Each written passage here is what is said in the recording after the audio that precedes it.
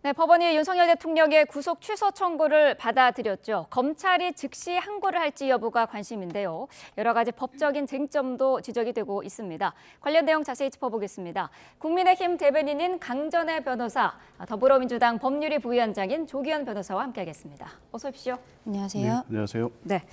자, 윤 대통령 측이 구속 취소 청구를 신청한 거는 지난달이었습니다. 지난달 4일이었는데요. 한 달 넘게 걸려서 인용이 됐습니다.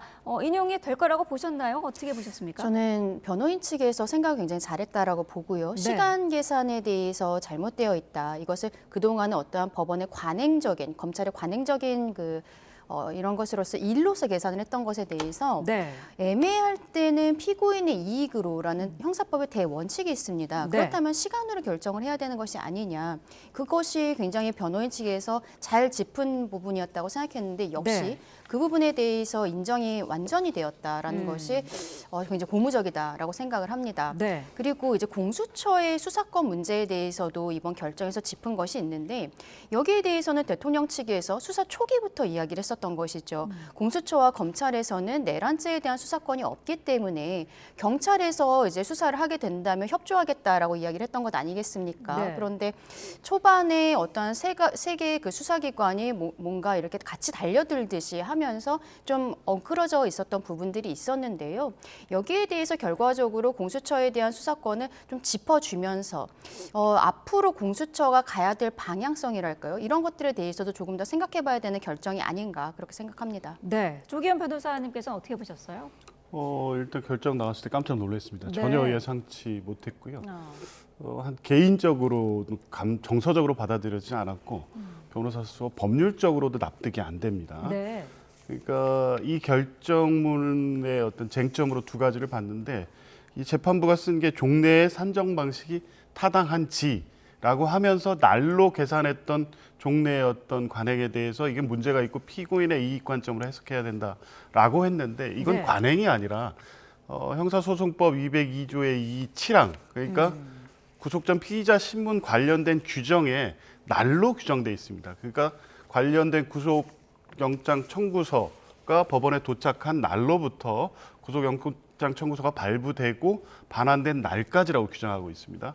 이건 관행이 아니라 이 법문 규정상 명확하기 때문에 지금까지는 이걸 시간으로 계산하지 않은 겁니다. 그리고 다른 형사소송법 규정상 때로 규정돼 있는 것은 또 명확히 시간으로 계산합니다. 네. 이건 관행이 아니라 법률 해석에 기초해서 지금까지 이렇게 해왔는데 기존 산정 방식이 타당한지 여부를 이 중차대한 사건에서 대단히 위험하다고 보여지는 윤석열 대통령을 구속을 취소하면서까지 이 사건에 적용했어야 되느냐에 대한 의문이고요. 뭐 자세하게 얘기하겠습니다만 네. 그 밖에 구속 취소 사유와 관련해서도 사실은 구속 취소 사유가 인정된다고 판단을 했지만 내용에 대한 판단은 없습니다. 지금 법률적 문제가 될 수 있으니까 기소돼서 재판을 시작하는 단계에서 정리할 필요가 있다라는 건데 정리가 안 된 겁니다. 아직. 네. 내용에 대한 판단이 안 된 거기 때문에 그렇다고 하면 오히려 이 사건을 본안 판단에서 본인 재판부가 사건을 맡기 때문에 이 부분은 다퉈질 수 있는 사건임에도 불구하고 굳이 구속 취소라는 전례를 변경하면서 법문에 반하는 결정을 한 부분이 쉽게 납득은 되지 않습니다. 네, 법률적인 구체적인 쟁점들은 잠시 뒤에 자세히 짚어보도록 하고요. 아직 대통령은 구치소에 네. 있습니다. 검사의 석방 지휘라는 그 과정이 필요한데 즉시 항고를 할 수도 있는 거 아니겠습니까? 검찰이? 그렇죠. 지금 네. 검찰에서 어저께 회의를 하고 있다라고 했기 때문에 어제 밤 정도에는 즉시 항고를 할 것인지 아니면 네. 즉시 항고를 포기하고 대통령을 바로 석방할 것인지 결정이 나올 것으로 대부분 예상을 했는데 지금 뭐 다음 날이 된 오늘까지도 아직까지 결정이 나오지 않고 있습니다. 네. 지금 법상으로는 즉시 항고의 기간을 7일로 두고 있는 것은 사실이기 때문에 어떻게 네. 보면 법문상으로는 검찰에서 7일 동안 숙고의 기간을 갖고 그리고 만약에 7일이 되었는데 그 7일이 만료되었을 때까지 아무 결정을 내리지 않는 경우에도 대통령은 석방되게 되는 것이거든요. 네. 근데 지금 검찰 측에서 여기에 대해 고민하는 것은 알겠습니다만 이것이 어떤 불법 감금이라든지 이러한 문제들이 생길 수가 있습니다. 있습니다. 지금 과거에도 구속집행정지에 대해서 헌법재판소에서 위헌 결정을 내린 것이 있었고요. 그렇기 때문에 형사소송법에서는 2015년에 이미 이 부분은 삭제가 된 부분이 있는데 네. 구속취소 사건 같은 경우에는 실무에서 잘 하지 않는 사건이에요. 그렇기 때문에 문제 제기를 했던 사람조차도 거의 없었던 것이죠. 그렇기 때문에 이번 대통령의 사건이 말하자면은 선례가 없었고 첫 번째로서 만든 결정이라고 볼 수 있을 것입니다. 근데 구속집행정지 당시에도 결과적으로 이게 위헌 결정이 나왔던 것이 영장주의에 위배됐다는 거예요. 네. 어쨌든 그 사람의 인신을 구속하고 이런 것들은 법원의 판단으로서만 결정을 해야 되는데 당시에도 이제 즉시항고라는 그 제도가 있었습니다. 구속집행정지에 대해서 만약에 이렇게 뭐 검찰에서 즉시항고를 한다거나 이런 형태를 했을 때는 법원이 결정한 그 사람의 구속 그리고 뭐 취소 이런 것들에 대해서 검찰에서 이것을 좌우할 수 있다는 것은 영장주의에 위배된다라고 본 것이거든요. 그렇다면은 이번 구속 취소 사건에 있어서도 똑같이 영장주의의 위배로서 문제가 될 수 있는 것인데 아마 검찰에서 그 부분도 여러 가지로 검토는 하고 있을 것이라고 생각합니다만 결정은 빨리 내려야 되지 않을까 생각합니다. 네. 야당에서는 즉시 항고를 해야 된다 이렇게 지금 주장하고 있거든요. 어떤 입장이신가요? 뭐 당연하다고 봅니다. 검찰로서도 당혹스러운 결과입니다. 네. 지금까지 이 형사소송법 202조의 2의 해석에 기해서 날로 계산해서 구속기한을 했고 실무에서 계속 그렇게 적용해 왔던 겁니다. 그런데 이번에 법원이 기존의 산정 방식의 타당성 여부를 다시 판단해서 이 기준에 의해서 새롭게 적용하겠다는 걸로 형사소송법의 문헌 해석을 변경한 거고 이제 이런 경우에 지금까지 해왔던 모든 사건에 전부 영향을 미칠 가능성도 있습니다. 그러면 앞으로 어떻게 할 것이냐. 각 법원마다 구속 기한이 문제될 때 전부 다 법원의 판단을 기다렸다가 판단할 것이냐 이런 문제가 생길 수밖에 없고요. 그러면 이 기회에 즉시항고를 통해서 서울고등법원의 판단을 받고 만약에 이제 그 결과가 달라질 경우에는 피고인 측이든 다시 검찰 측이든 재항고를 통해서 네. 법원의 해석을 이번에 받는 것이 맞다고 보고요. 그리고 이게 뭐 법문상 명확하다는 부분도 있고 본인들의 지금까지 실무 관행이 그렇다고 하면 이번에 바뀐 판단이 적정한지에 대한 다시 판단을 받는 게 맞죠. 그리고 민주당 같은 경우에는 이게 산수 실수라고 하는데 최초에 23일 날 공수처에서 검찰로 사건이 넘어왔을 때 이런 문제 제기가 될 수 있다고 봤습니다. 왜냐하면 윤석열 대통령 측에서 계속 구속 취소 주장을 하고 있었고 네. 그때 구속영장 기한 연장 신청을 하면서 시간이 지체될 때 구속 기한에 대해서 굉장히 보수적으로 계산해서 기소해야 된다는 주장을 계속 하고 있었음에도 불구하고 검찰이 이런 부분을 좀 미온적으로 대처한 부분도 분명히 있기 때문에 네. 검찰이 이런 걸 굉장히 보수적으로 해서 절대 문제가 발생하지 않도록 했으려면 때로 계산한 방식으로 기소하는 것이 맞다는 주장도 사실은 그때도 했었습니다. 이제 그럼에도 불구하고 검찰이 이 부분을 철저히 검토해서 일말의 가능성까지 다 차단하는 조치를 하지 않은 부분에 대해서는 비판의 소지도 있다고 봅니다. 네. 자, 검찰의 즉시 항고에 대해서 윤석열 대통령 측에서는 위헌이 될 수 있다라는 입장을 밝혔었고요. 오늘 오전에도 조금 전에 있었던 박찬대 원내대표의 이야기로는 구속 취소에 대해서는 즉시 항고가 위헌 결정이 난 적이 없다. 석방하려는 핑계다. 이렇게 입장을 또 내놨더라고요. 법률적으로 어떻게 지금 보고 계시나요? 다른 사건입니다. 네. 2011년에 있었던 사건인데요. 형사소송법 101조에 있는 구속 집행정지 사건에서 구속 집행정지 결정에 대해서 검사의 즉시 항고는 위헌이라는 판단이 있었던 건 맞습니다. 네. 근데 구속 취소는 다릅니다. 그 판결문에서도 명확하게 구속 집행정지와 구속 취소는 다르다.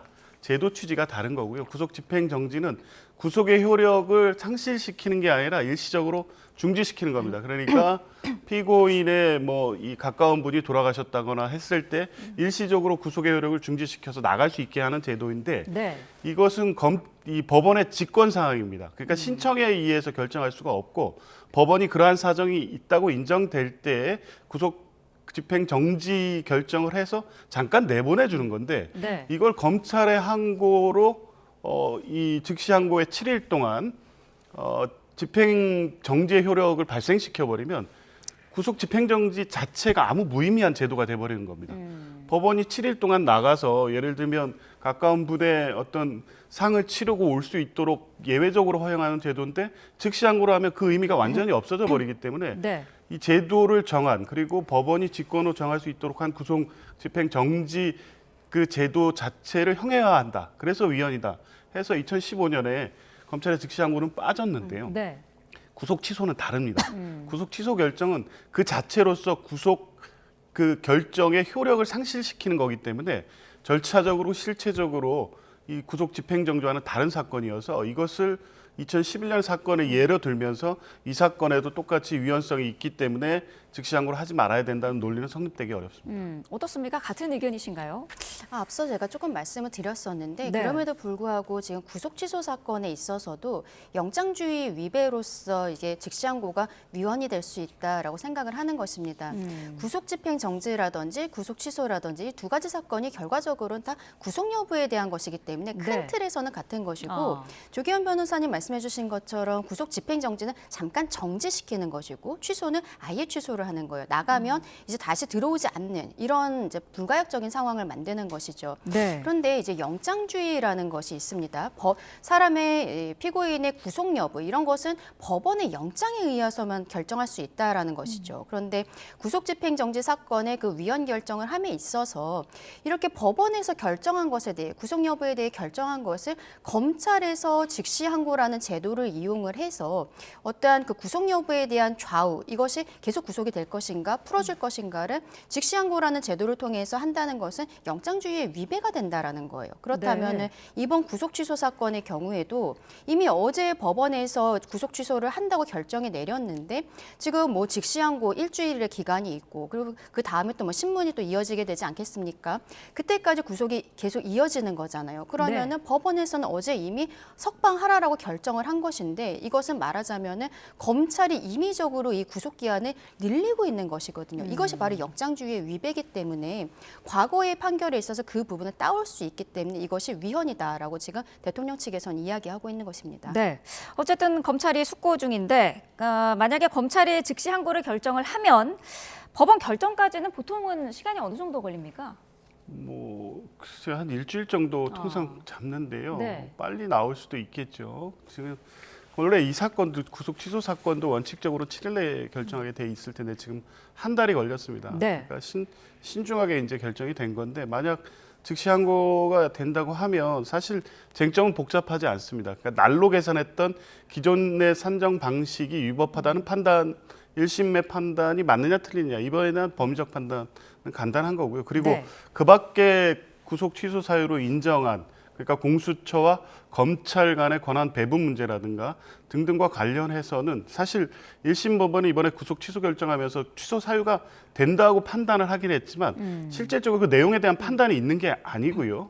아직 이 대법원의 해석이라든가 판례가 없는 상태에서 이 관련된 이게 논쟁이 될 수 있기 때문에 이 단계에서는 구속 취소 결정을 함으로써 그런 위법의 요소를 사전에 차단해 놓고 이후에 이제 법원의 본안 판단에서 들여다보겠다 이런 입장인 것 같은데요. 아직 네. 판단이 된 게 아니거든요. 이 부분 역시 뭐 항고심에서 들여다보는 데 있어서 시간적으로 오래 걸릴 사안은 아니기 때문에 즉시 항고가 된다고 해도 일주일 내에 판단은 있을 수 있을 것 같습니다. 그러면은 법원의 결정이 나올 때까지는 대통령은 구치소에 계속 있어야 되는 건가요? 그렇죠. 지금 법상으로는 그렇습니다만 네. 지금 대통령 측에서는 이 법도 지금 즉시 항고가 가능하다는 부분에 있어서도 위헌 가능성이 있다라고 보고 있기 때문에 네.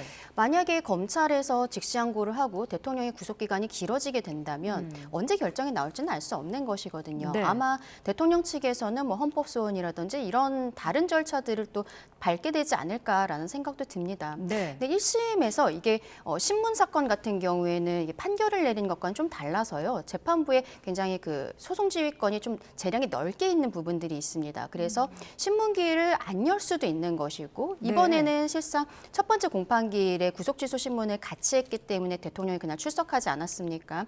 이렇게 또 하는 경우도 있고 그렇습니다. 근데 이번에는 그때 구속 취소 신문을 한 이후에 열흘이라는 기간을 줬어요. 그러면서 검찰과 변호인에게 의견서를 추가적으로 제출해라라고 이야기를 한 것이죠. 그렇기 네. 때문에 그날 신문기일에서 서로 다투는 부분들이 있었고 추가적으로 의견서도 왔다 갔다 한 부분이 있습니다.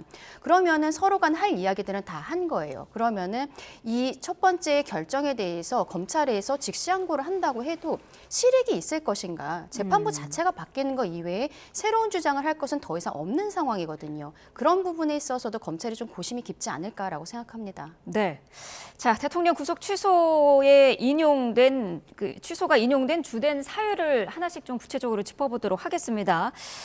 일단은 계산 문제입니다. 구속 기간이 만료된 상태에서 공소가 제기됐다는 게 이제 법원의 이야기인데 검찰은 어쨌든 구속 기간을 통상적으로는 일자로 계산을 했는데 법원은 시간으로 계산해야 된다. 뭐 이게 네. 타당하다라는 그런 거 아니겠습니까? 그렇죠. 결과적으로는 애매할 때는 피고인의 이익으로라는 형사법의 대원칙에 따라서 이번 결정이 나온 것입니다. 그렇기 네. 때문에 뭐 체포적부심에 들어간 시간 자체는 그냥 원래 그 구금 시간 안에 포함이 되어야 된다. 왜냐하면은 거기에 대해서 제외한다라는 별도의 규정이 없기 때문이다라고 말이 나온 것 이렇게 결정이 나온 것이고요. 네. 그리고 그동안에 관행적으로서 일로서 계산해왔던 것에 대해서도 말하자면은 최근에는 어떤 기술의 발달로 정확한 서류의 접수 반환 시간 확인이 가능하다. 그리고 이를 관리하는 것이 어렵지 않기 때문에 수사기관에게 이러한 부분에 대해서 날이 아니라 시간으로서 하는 것이 큰 부담을 주게 될 것으로 보이지도 않는다라는 결정을 하게 된 것입니다. 네. 그리고 왜냐하면 이게 날로 했을 때는 좀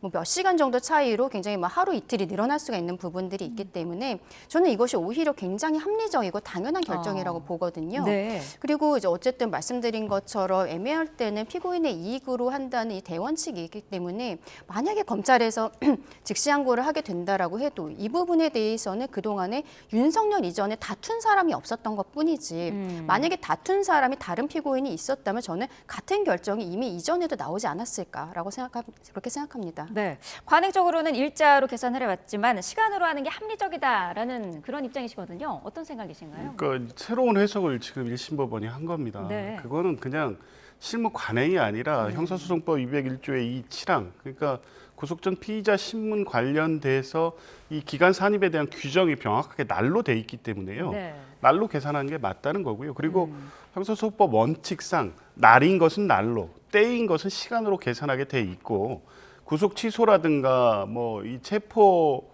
적부심 같은 경우 외에도 즉시 이 시간 계산하는 여러 가지 조항들이 다 있는데 때와 날을 다 구분해서 지금까지 계산해 왔습니다. 이건 그냥 뭐 검찰이 관행적으로 해온 게 아니라 형사소송법 문헌 해석에 기초해서 해온 거고 그 판단 방식을 이번에 변경한 것이죠. 그런데 변경을 할 때에는 뭐 피고인의 이익이라는 관점도 있을 수 있지만 네. 지금까지 이 형사소송법 201조의 이 7항에 의해서 해왔던 이 사건들의 문제는 그럼 어떻게 할 겁니까? 이걸 변경하려면 명확하게 어떤 다른 본안 사건이라든가 확실히 판단될 수 있고 이 과거 사건에 영향을 미치지 않을 수 있는 정도의 어떤 궁극적 판단이 있어야 되는데 지금 네.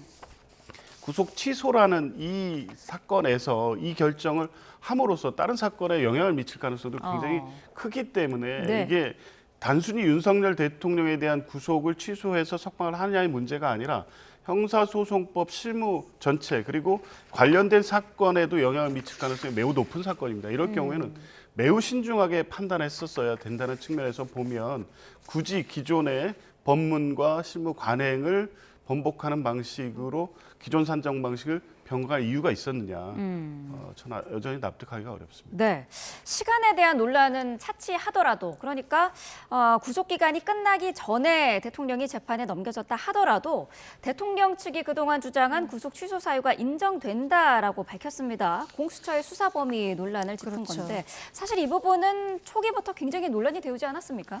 맞습니다. 뭐 앞서 말씀드린 것처럼 대통령 입장에서는 수사 단계에 있어서 마치 수사에 협조하지 않은 것처럼 이야기가 나왔지만 그것이 아니라 내란죄의 수사권을 정확하게 가지고 있는 경찰에서 수사를 해야 된다라는 입장이었던 것이죠. 네. 그런데 지금 공수처에서 당시에 내란죄 수사를 하게 된 것은 본인들이 법상으로는 내란죄에 대한 수사권이 전혀 없지만 직권남용 권리행사에 대한 수사권이 있기 때문에 네. 이것을 하고 연관된 사건으로서 내란죄를 하겠다라는 것이었습니다.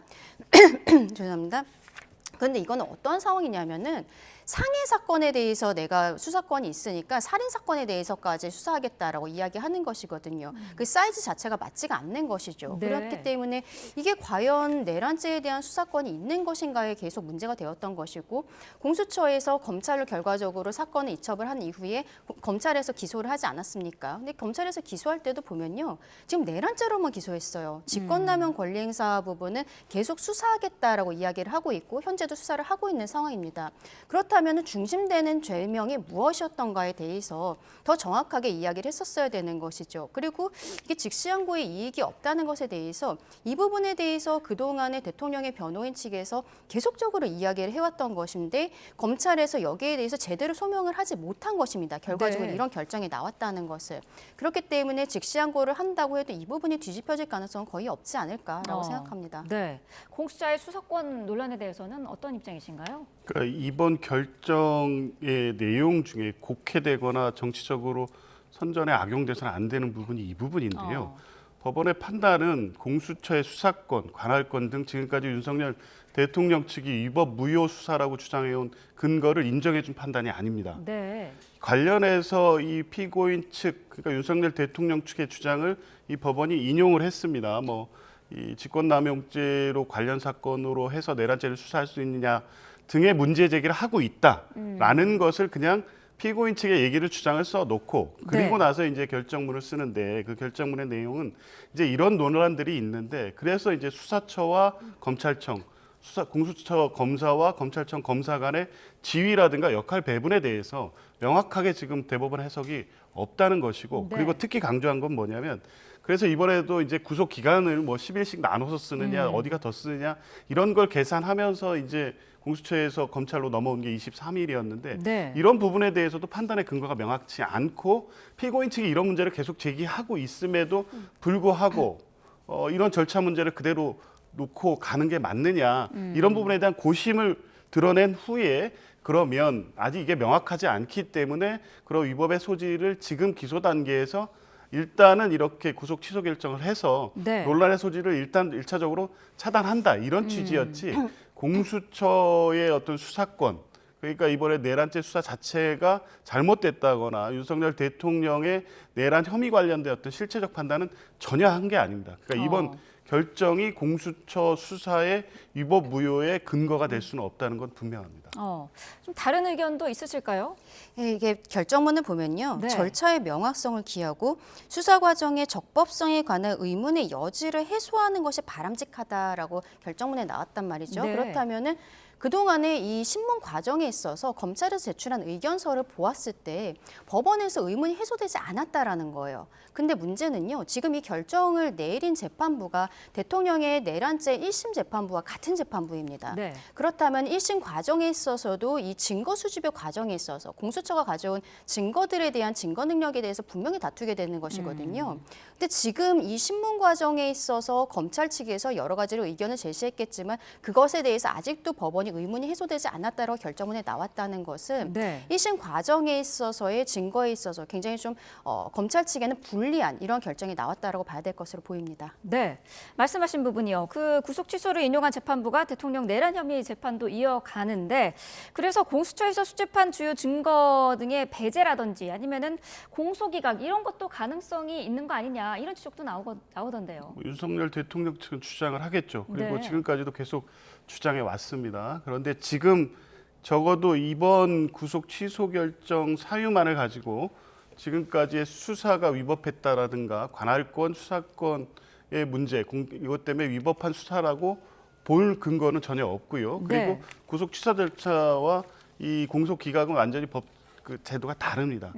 그러니까 공소 기각은 이제 수사 자체가 위법하다고 계속 주장은 할 텐데 이미 법원에 여러 차례 판단이 있지 않았습니까? 체포영장 발부 단계, 체포영장 적부심, 구속영장, 영장 실질심사에서 이 주장을 윤석열 대통령 측이 계속해왔지만 법원이 여러 차례 판단을 하면서도 이 관할권이나 수사권의 위법 여부에 대한 판단은 전혀 된 바가 없습니다.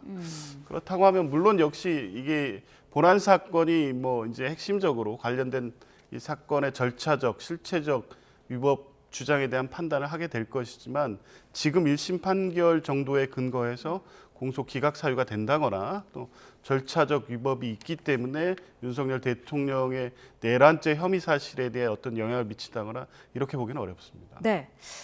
수사 경쟁, 수사 주체 혼란 이런 게 처음부터 예상이 됐기 때문에 특검 도입이 그래서 더욱더 네. 필요했다 이런 지적도 나오는데요. 맞습니다. 처음에 민주당 측에서 특검 이야기를 했습니다만 당시에는 내란죄뿐만이 아니라 외환죄도 가지고 온 부분들 그리고 관련되는 사건들에 대해서 모두 수사할 수 있는 이런 좀 권력들을 줬기 때문에 위헌적이다라고 하면서 국민의 입장에서는 받지 못하겠다고 했던 것이죠. 네. 지금 특검에 대해서 굉장히 아쉬운 부분이 있습니다. 처음부터 대통령 측에서는 계속적으로 이러한 수사권들이 경합하고 있는 상황에 대해서 문제 제기를 하고 있었는데 특검으로서 정리를 할 수 있었고 근데 이 정리를 할 수 있는 골든타임을 민주당이 저는 발로 차버렸다라고 생각을 합니다. 왜냐하면 특검을 했으면 이러한 수사권에 문제가 없었을 뿐만 아니라 네. 과정에 있어서 어떻게 다 같이 이제 수사를 할 수 있는 부분들이 있었거든요.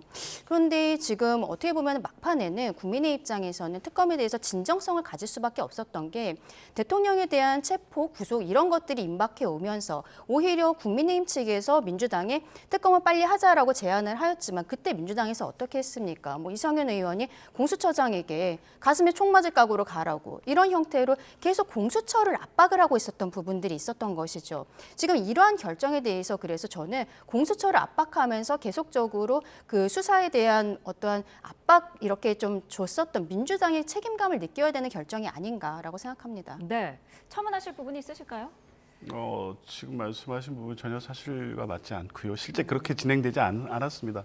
이 기왕에 시작된 수사고 시급성을 요했기 때문에 체포나 구속 과정에서 수사는 신속하고 철저하게 하라는 주문을 하고 있었지만 일관되게 이 수사권 문제가 제기될 수밖에 없고 그 주장을 윤석열 대통령 측이 하고 있었기 때문에 특검을 통해서 논란을 해소해야 된다는 것은 민주당의 일관된 입장이었습니다. 네. 그 과정에서 문제가 있었다면 특검의 어떤 수사 대상이라든가 위헌이라고 주장했던 부분을 조정하면서 특검법의 신속한 처리를 했다고 하면 이런 문제가 안 됐겠죠. 그런데 국민의힘이나 윤석열 대통령 측은 뭐 당사자니까 빼고 국민의힘은 이런 사항을 예정하고 있었고 소위 말하는 법 기술을 통해서 대통령을 비호하고자 특검을 계속 받지 않았던 거죠. 특검법을 바꾸고 위헌적 요소를 배제하고 추천권을 국민의힘이 요구한 수로 다 내용을 개정한 특검법조차 받지 않은 거 아닙니까? 이 상황은 국민의힘이 의도한 대로 결론을 낸 것이고 민주당이 주장했던 대로 특검법을 통해서 수사권을 논란을 해소했다면 이런 극심한 혼란까지 이어지지 않았을 것이라는 점에서 매우 아쉽습니다. 네.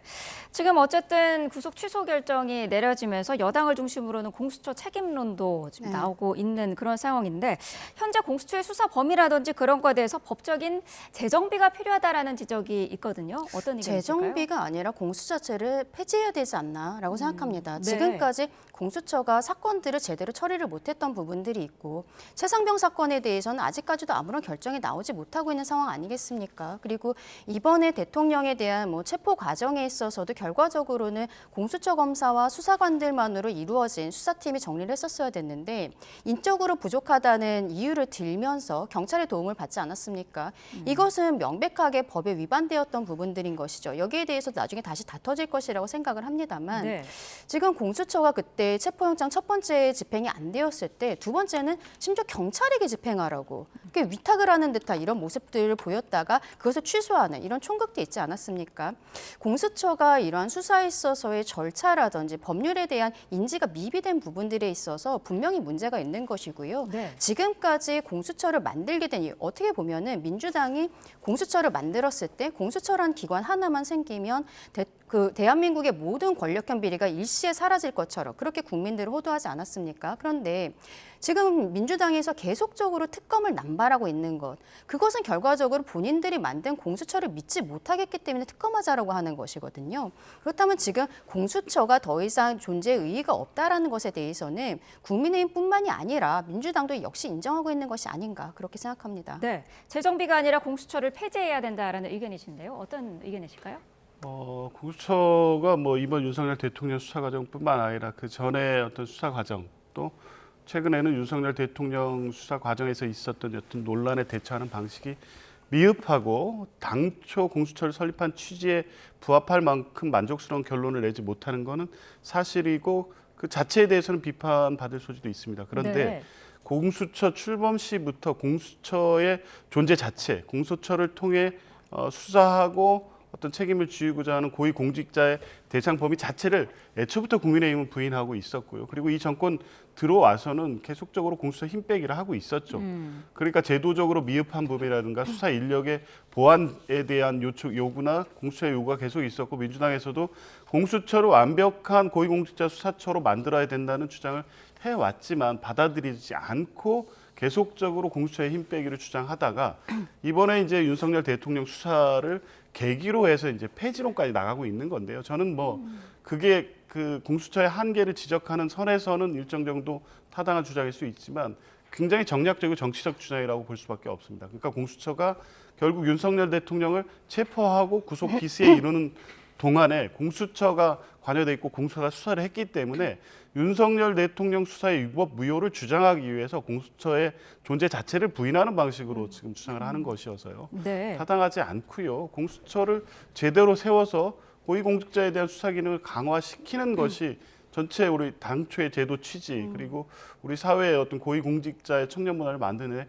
대단히 필요한 거죠. 공수처를 잘 만들어야 될 때지 폐지해야 될 때는 아니라고 봅니다. 근데 네. 공수처가 본인들이 스스로 신뢰를 정말 발로 찼다라고 생각을 합니다. 왜냐하면은 서부지법의 대통령에 대한 체포영장 뭐 이렇게 청구를 한 부분에 있어서도 문제가 되었는데 최근에 공수처가 압수수색을 받지 않았습니까? 그것은 대통령에 대해서 중앙지법에는 영장 청구한 적이 없다라고 분명히 국회에다가는 그렇게 대답을 했는데 알고 보니까 통신영장 그리고 압수수색영장 같은 경우에는 중앙지법에 청구를 했었고 거기에서 네. 기각당한 부분들이 나온 것이죠. 그리고 검찰로 기록을 넘기는 과정에 있어서 일부가 누락된 것이 아니냐. 여기에 대해서 법원에서 그 압수수색 영장을 발부를 해준 것은 이게 어느 정도 소명이 됐다라는 것이거든요. 네. 여기에 대한 결과가 나왔을 때 만약에 공수처의 어떤 실수라든지 고의 같은 것이 드러난다면 저는 공수처 폐지에 대해서 지금 국민의힘뿐만이 아니라 우리 정말 국민들께서도 같은 마음 가지시게 될 거다라고 생각합니다. 네.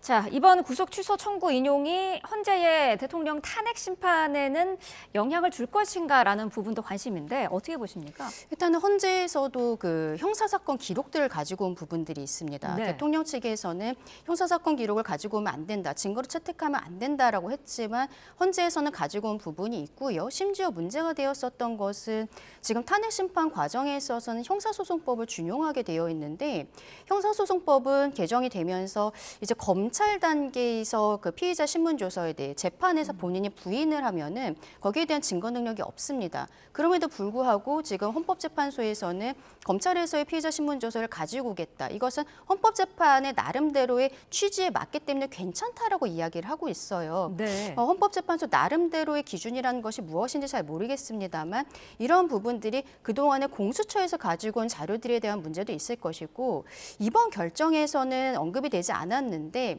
검찰 역시 수사권에 대한 문제가 있습니다. 검찰도 법상으로 내란죄에 대한 수사권이 없거든요. 그런데 어떤 형태로 수사가 되었냐면은 경찰과 관련한 사건에 대해서는 검찰이 수사권을 가지고 있어요. 그래서 당시 김용현 국방부 장관에 대해서 검찰이 영장 청구를 했을 때 이게 만약에 검찰이 내란죄 수사권이 없다라는 것은 어떻게 판단이 되는 것이지라는 부분이 법적인 이슈가 됐었는데 네. 경찰, 당시에 조지호 경찰청장이나 김봉식 서울청장이 구속되어 있는 상황이었습니다. 경찰과 관련되어 있기 때문에 수사권 있다라고 본 부분이 있거든요. 그런데 지금 이번에 공수처의 수사권에 대해서 의문이 해소되지 않았다라는 결정이 나온 것을 보면은 검찰에서 수집한 증거에 대해서도 1심 재판부가 문제 제기를 할 가능성이 있다라고 생각합니다. 그러면은 지금 탄핵 심판 사건에 있어서도 공수처 사건뿐만이 아니라 검찰 사건에 있어서 증거 능력이 없다라고 지금 아마 윤석열 대통령 측에서는 주장을 하게 될 것으로 보이고 네. 과정에 있어서 아마 변론 제기 신청 같은 것을 하게 되지 않을까. 그래서 뭐 재판이 한두 차례 정도 더 열려서 증거에 대한 의견들을 다시 제시하게 되지 않을까라고도 생각합니다. 다음 주면은 탄핵 심판 선고가 나오지 않겠느냐는 전망이 많았는데 이렇게 되면은 선고 시점이 더 길어질 가능성도 있지 않을까 싶어요. 뭐 그렇게 보지 않고요. 일단 어제의 법원 결정이 탄핵 심판에 전혀 영향을 미치지 않을 것으로 봅니다. 완전히 네. 별개의 절차고요. 이미 헌법재판소는 헌법재판소가 지금까지 해온 탄핵 심판의 전례와 헌법재판소법에 따라서 형사재판과 탄핵 심판 절차는 분명히 다르고 증거 채택에 관련된 헌법재판소의 재판 절차와 관련해서 이미 정리된 내용이기 때문에 네. 이미 채택된 증거에 의해서 결심까지 한 사안을 어제 결정이 영향을 미칠 바는 전혀 없고요. 오히려 또 결정 자체도 내주 14일 정도 이전에 나오지 않겠냐 예상이 많았었는데 네. 저는 늦춰질 이유는 전혀 없기 때문에 네. 더 오히려 빨라질 가능성이 있지 않나 저는 그렇게도 봅니다. 왜냐하면 이 논란이 어제 결정이 아까 말씀드렸지만 수사권이라든가 증거 관련된 어떠한 판단도 없음에도 불구하고 마치 수사 절차라든가 윤석열 대통령이 구속 기소돼서 탄핵 심판받는 모든 절차가 위법 무효라는 주장이 특히 오늘 뭐 많이 나올 겁니다. 네. 이런 혼란한 상황을 지속시키는 것이 맞느냐. 그래서 평의를 통해서 재판관들의 의견이 어느 정도 정리됐다고 하면 주말 중에 정리를 하고 월요일쯤 한 3일 내지 후로 선고 일정을 정할 가능성도 저는 있다고 봅니다. 저는 네. 그렇게 보기 어렵다라고 생각하는 게요. 최근에 한덕수 국무총리 사건이 원래 이번 주에 결정 나오지 않을까라고도 많이 보지 않았습니까? 네. 근데 한덕수 국무총리 사건은 지난달 19일에 딱 한 차례만 변론기일을 하고 결심을 했거든요. 그만큼 쟁점이 간단하다라는 것인데 결심을 한 이후에 국회 측에서 국무위원들, 뭐 김영현 전 장관이라든지 이런 사람들에 대한 그 서류 기록들을 봐야 되겠다. 그러면서 인증송부 촉탁 신청을 했다는 말이죠. 근데 네. 이것을 법원이 특이하게도 이미 결심을 했는데도 이걸 받아줬어요. 그래갖고 이것을 서류를 검찰로 보냈는데 오히려 검찰 측에서 이 서류는 보내줄 수가 없다. 그리고 대통령 사건에 이미 들어가 있는 서류들이다라고 이야기를 하고 있는 것이죠. 그렇다면은 한덕수 국무총리 사건에 있어서는 이미 결심이 되었는데도 국회 측에서 신청하고서 다 받아주면서 이렇게 검찰 측의 결론이 나와 있고 그리고 아직까지도 결정을 내리지 못하고 있지 않습니까? 그런데 대통령에 대한 사건에 있어서 이렇게 형사 사건에 있어서 중대한 판단이 나왔는데 여기에 대해 대통령 측에서 변론 제기 신청해달라는 것에 대해 받아주지 않고 바로 결정을 해버린다면 헌법재판소 결정은 단심제입니다. 형사 사건은 1심, 2심, 3심이 있지만 헌법재판소 단심이기 때문에 네. 그런 형태의 결정은 국민들의 눈높이에도 맞지 않고 한덕수 국무총리와의 사건에 있어서도 아마 고민이 깊을 것으로 생각하지만 변론 제기는 분명히 되어야 된다라고 말씀드리고 싶습니다. 네, 알겠습니다. 자, 두 분 말씀은 여기까지 듣도록 하겠습니다. 강전의 변호사, 조규현 변호사와 함께했습니다. 고맙습니다. 감사합니다.